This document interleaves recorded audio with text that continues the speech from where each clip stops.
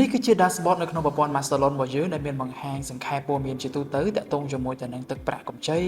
បាទការបង់សងក៏ដូចជាសមតុល្យកម្ចីជាដើមហើយបើសិនជាយើងក៏លេខមកមើលខាងលើនេះគឺយើងមានកន្លែងបដូរភាសាខ្មែរឬក៏ភាសាអង់គ្លេសអញ្ចឹងណាបាទហើយខាងឆ្វេងនេះគឺជាកន្លែងមុខងារដែលយើងចូលទៅប្រើប្រាស់បងតែងតែសួរថា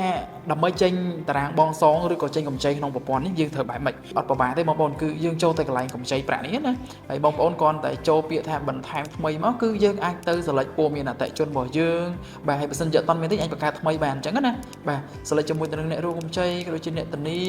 បាទហើយនឹងយើងអាចទៅការ select មន្ត្រីអន្តរអ្នកណាជាអ្នកកាន់អន្តរមួយនឹងលទ្ធផលកម្ចីបាទអ៊ំមកថាឥឡូវខ្ញុំជ្រើសជាប្រភេទកម្ចីថ្ងៃចុះបាទ30ថ្ងៃហើយនេះគឺយើងវាយទឹកប្រាក់ចូលខ្ចី1លានបាទ1លានអញ្ចឹងទៅសេវារដ្ឋបាលអ៊ំមកថាខ្ញុំយកជាភាគរយ 3% អញ្ចឹងចុះបាទហើយរូបិយប័ណ្ណយកជាលុយខ្មែរខ្ចីរយៈកាល30ថ្ងៃហើយជាមួយទៅនឹង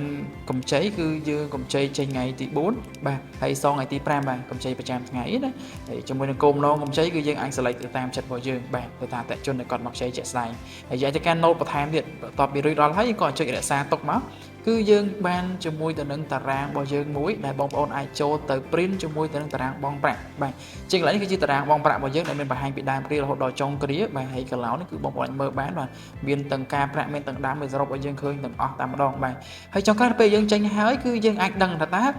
យើងនឹងអាចប្រមូលប្រាក់ចំណេញបានប៉ុណ្ណាមកវិញបាទយើងមានកន្លែង report កម្ចីមួយដែលយើងអាចធ្វើការចូលទៅពិនិត្យមើលបាទ filter មកថាខ្ញុំចេញថ្ងៃទី4ខ្ញុំ filter ថ្ងៃទី4មិនចុះយើងនឹងឃើញថាទឹកប្រាក់របស់យើង1លានអញ្ចឹងគឺការប្រាក់យើងអាចប្រមូលបានគឺចំនួន